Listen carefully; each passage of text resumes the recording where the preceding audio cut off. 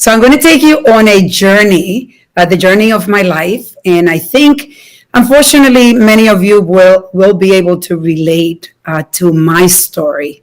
I talk about how in my life, I look at my life in decades.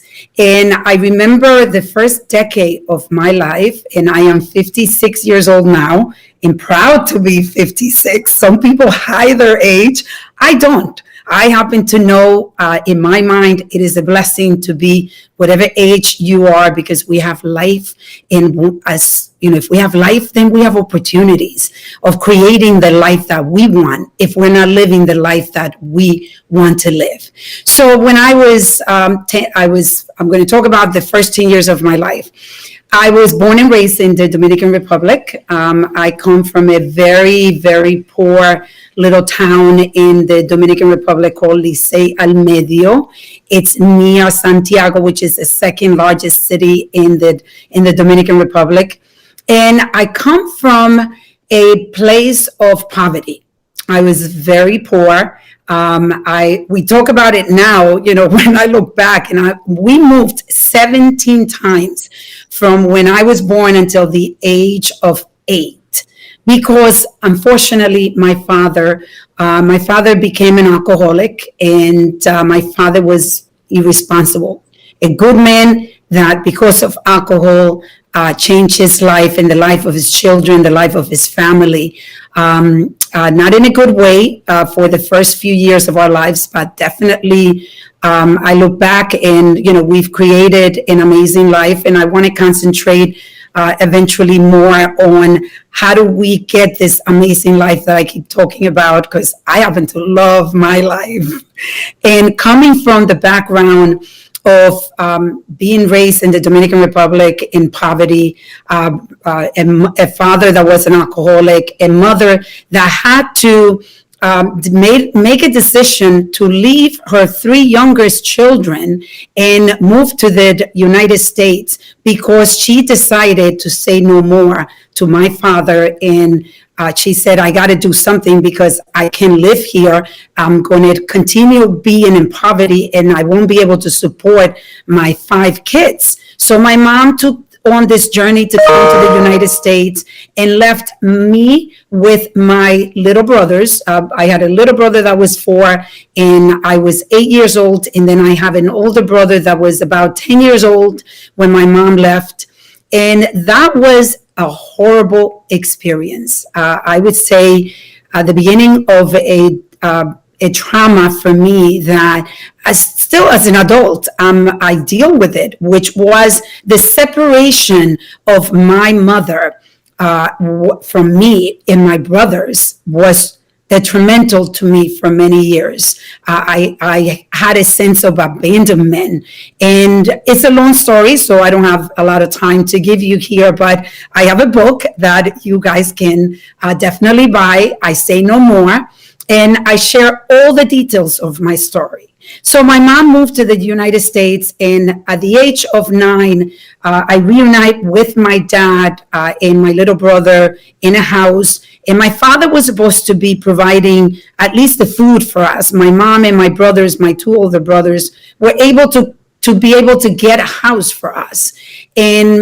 But ironically, my father, continued being an alcoholic. And my father, many nights, we didn't have food. Believe it or not, one Christmas, I will never forget, we ate grapes and bread because my father never showed up to bring us the food. But we made the best of it. The last decision that my father made in my life was a decision that destroyed my life and the life of our family for years to come. And that is that my father actually, at the age of 9, gave me to a man one night, and this man brutally raped me, almost destroyed me, and I almost lost my life. So those 10 years, as I have said, were the worst years of my life and the life of my family. Later on, at the age of 15, So for 5 years after my mom had come to the United States and this happened to me, I was living in the Dominican Republic, and I had to move from that little town into a bigger town, thank God, because I could not live being this girl that was marked, basically, because everybody looked at me with pity. This was a very small town, and everybody knew what happened to me. So at the age of 15, I'm able to come to the United States, and I came to the United States with this actually very excited idea that I was going to build something of myself in the United States. I didn't know how, but I knew that I was going to create an amazing life. It wasn't easy. It wasn't like it just happened out of the blue. I went through the struggles of not being able to speak English, not able to speak a word of English. And back then, since I'm talking about, I'm 56, I was 15, you do the math, that's many years ago. Not many people could speak Spanish. And I came to Washington Heights. For those of you that might know the play, and there's a movie now, Washington Heights, that was my town. That's where I came, to Washington Heights. And it was very similar to what you see in the movie. The struggles of not being able to speak the language were real and definitely were setbacks for me, because I went to a high school that no one pretty much spoke Spanish. So there were no bilingual, school, everything was in English. And boy, that was a real struggle for me. But I realized at some point that I wanted to learn the language, that I wanted to succeed here. So I decided that I was going to put every effort that I could into learning the language. And I never forget when I went into the train one day in Washington Heights, and someone asked me at the beginning for the time, and I couldn't answer that. I'm like, I'm sorry, that's all I could say. The person said to me, stupid. And let me tell you, that actually motivated me to another level. I decided I'm going to learn English. I don't care what it takes. So I ended up watching a lot of TV in English. I ended up forcing myself to just confront the fear. And it wasn't easy.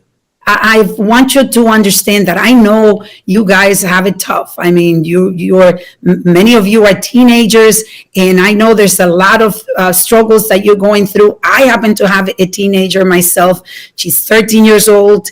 And Natasha is someone that I actually can understand a lot, because there's a lot of different struggles. But anyway, continuing on my life, I decided, I got married at the age of 17. I ended up having a kid at the age of 20, and then my second child at the age of 24.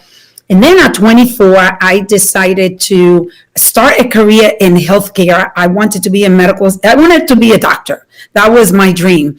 I wanted to be a physician. But then I realized being married, having children, it was going to be really hard for me. So I decided to continue in the healthcare field, and I became a medical assistant. And as a medical assistant, I decided, okay, I'm going to get a job. And at the beginning it wasn't easy because I had a very heavy accent. And I never forget that there was a doctor, one of my first interview, he said to me, you seem like a very nice person and smart, but you have a heavy accent, and I don't know if my patients are going to understand you. Wow, that was such a blow for me. That was so hard. But again, I decided, well, I got to figure it out because I need a job. So I ended up getting a job, and I ended up getting a job at a dermatologist's office, because there I didn't have to speak a lot to the patients. I needed to talk more with the doctors, and the doctor was a doctor that was not Spanish. So I ended up having to speak a lot of English, and practice makes perfect. Well, not perfect because we're not perfect, but definitely helped me a lot. And later on, I ended up, after my second child, being a medical assistant at a medical practice in Scarsdale, New York, which is one of the richest, is one of the top richest cities in the United States. And little Maria from the Dominican Republic ends up going there, being a medical assistant, and I was so hungry. I was hungry for knowledge. I was hungry to make money because now I have two children and I'm a single mom. I ended up being a single mom for 17 years. But I, believe it or not, I created an amazing career in healthcare. I went from being a medical assistant. 2 years later, I was a manager of this very affluent facility, medical facility. And 4 years later, I ended up being the executive director for 26 years of my life. When I was going to school to be a math teacher and ended up running a multi-million-dollar business. I took that practice from 5 doctors from 7 doctors to about 50 doctors before I left, from 5 million to about 30 millions. A lot of money. And I went from 35 employees to 250 employees. And I was able to help my community because I ended up hiring a lot of Latinos. But then at the age of 50, I ended up having a close to death experience again. And I almost lost my life. At this point, I ended up having 5 surgeries within a period of a month. And that changed my life. That was the catalyst of all my purposes. My life, my missions became so clear once I saw myself dying and asking myself, have I lived my purpose? Have I done enough for people? Because I know that I have this love for humanity. And I decided, believe it or not, to leave my job where I thought I was going to retire. And I was going to create a medical center for the underserved community with a strong focus on the Latino community, the undocumented population. And I didn't know how I was going to do it, but I decided that I was going to leave because I could see it. I could visualize exactly what I wanted to create. And I believed that I could do it. I said, I know that I've been here for 26 years building this medical center for the affluent community, getting the skills and knowing that I can build a medical center of my own. Did it. Believe it or not, I gave myself 3 months, and everybody thought I was crazy, by the way. Everybody, including my mother. She said, Hija, what are you doing? Like, are you crazy? Like, I was making $300,000, and people without a bachelor's degree, because I could never finish, because I ended up having, as a single mom, having to work a lot to get to where I got there. But I joke, I said I got my master's degree at Scarsdale Medical Group, and I ended up making a lot of money. But when I left to do this mission, and I ended up building this medical practice that I have for 5 years, almost 6 years. I created this with my business partner, Gina Capelli, who is an angel. I believe in divinity. I believe that there's a divine connection in life. But you first have to believe, you have to imagine, and you have to speak it into creation. And the divine energy, if you believe in God like I do, for me, God really put all the pieces together. And I have, with my business partner, a medical center that takes care of over 30,000 patients. Most of them are Latinos, and many of them are undocumented. And we have found ways of caring for this community. Why? Because this mission came clear to me.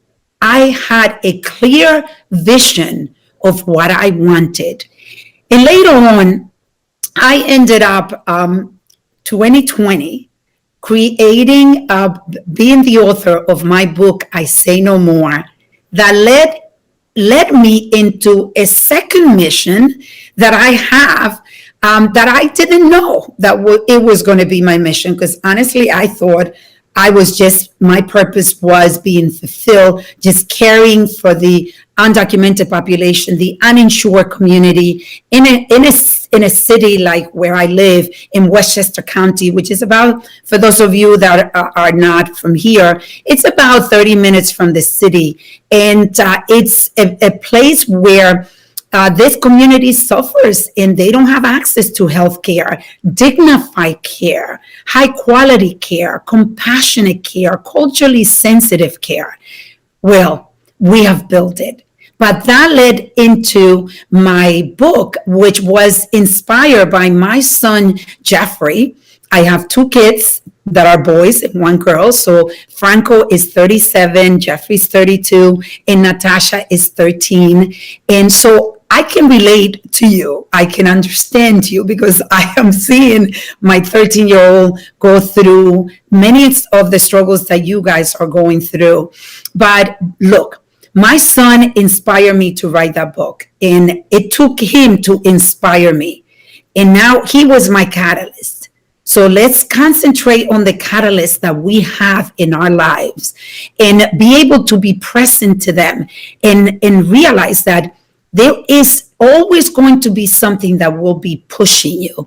And in my case, I've seen it all because I got to write this book, the book of my life, from the age of 8, which I shared with you, to the age of 55, when I ran the New York City Marathon. Never ran before, but again, I go back to what I can visualize, what I can believe in my mind. I can speak it and I can create it.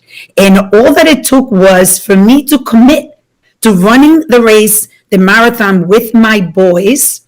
I ended up crossing the finish line of the New York City Marathon with my two boys, holding them one side by side.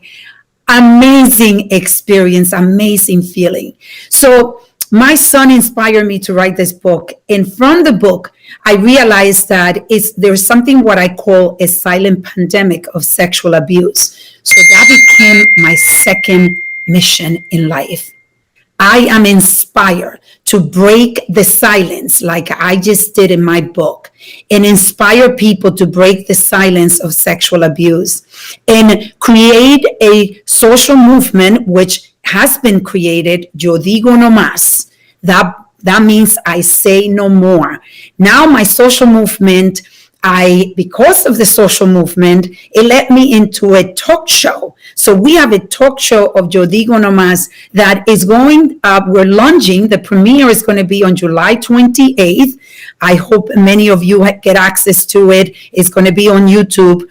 And this social movement has become the biggest force of nature for me, the biggest purpose of my life. I am, together with everyone that is united on the movement, breaking the silence to the silent pandemic and destroying the chains, breaking the chains of sexual abuse. And before I leave, I'm going to make sure that I bring the awareness, that I educate, and that we in our movement will prevent what is happening from continuing to happen and destroying that generational pandemic, because I believe that I could and I did. I believe I can and I go and create. And that's what I want you to realize, that you have it in your hands, your life. It's all here. You need to become your best friend. I was someone that did not like myself. Here is my book. I say no more, yo digo no más. And I can tell you that when I look at my life in those decades, as I describe in that book, I realize that out of the struggles, there's always a gift. And when you read my book, I know it's very hard, the first chapter, to really find the gift in what happened to me. But there is a gift in my purpose today. I am a stronger woman because of what happened to me. I can relate. I can sympathize. I have this tremendous love for humanity. And I know that my purpose is clear. It is clear. I am here to make a difference. And so are you. You have a purpose. The struggles that you go through, they never will last forever because there is the concept of impermanence in life. Nothing lasts forever. It is important to know that the pain doesn't last forever, and that if we're able to get through those difficult times in our lives, we have proven to ourselves that we are a force of nature. There is a lesson to be learned in every challenge that we have. I tell my daughter, she suffers from anxiety, which is something that I did for 15 years. I suffer from major anxiety. I can tell you today that I live an anxiety-free life. I live a peaceful life. I live a life that when I wake up, I'm excited every day to see what's going to happen. What's going to happen today? And believe me, it's not an easy life always. But I have a model that I go by. I say, I'm not going to have a bad day. I'm going to have bad moments during the day, but I will not give myself one day that I will be wasting looking at it as a victim. I consider myself a survivor of sexual abuse. And for a long time, I was a victim of sexual abuse. But I decided at one point that I was going to be not a victim.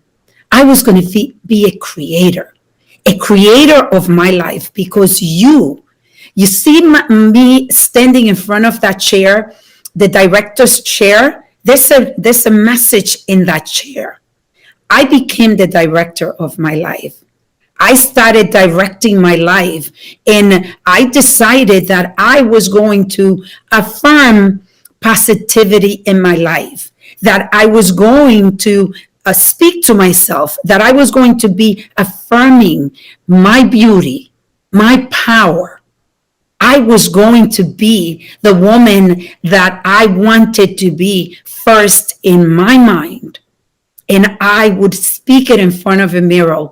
Affirmations are powerful. I want you to take this on from me today. Trust me on this, because the life that I live, it's the life that I want. And I continue to create that life. I want you to realize that when you wake up in the morning, I want you to be your best friend. I know that it's hard. Believe me, I have a 13-year-old daughter, and I am teaching her these lessons. And I'm becoming someone in her life that I know is impacting her, because I'm trying to understand her and make sure that I don't forget that I was 13, that I was a teenager, and the struggles that I went through. But if I can accelerate your process a little bit more, I'm not your mother. You're going to look at me, because I know when you talk to your parents, a lot of times you don't want to hear what they're saying. They're teaching you their lessons, but sometimes it's hard to hear from the parents. But hear it from me. Look, your life is in your hands. It's in your mind. If you become your best friend, you treat yourself like your best friend, like you treat your best friend, you're going to start creating this beautiful life. You have to affirm it every day when you wake up and you're thinking all this negativity, which I know comes so easily. You can, little deposits every day.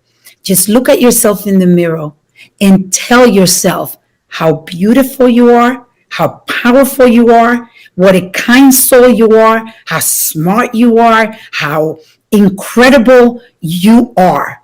Because guess what? You are incredible. You are born in the divine universe. We are all unique, beautiful souls. And I know that our upbringing, the way that our parents sometimes abuse us, because there's all kinds of different environment. your environment could start shaping a lot of your life. But from the beginning where you were born in the light of the divinity. And you can get the light back. You have the ability of getting it back. It is never too late. As long as you have life, you're able to create. And you have the opportunity of waking up every day and saying, I am going to create this life that I want, and visualize it. What is it exactly? But we have to take also action.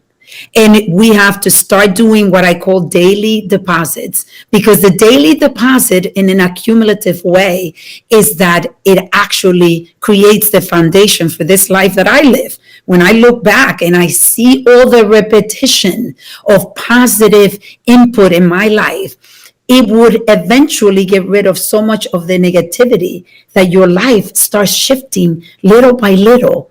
And every area of your life, little by little, starts being created exactly the way you want it. But you have to believe. You have to believe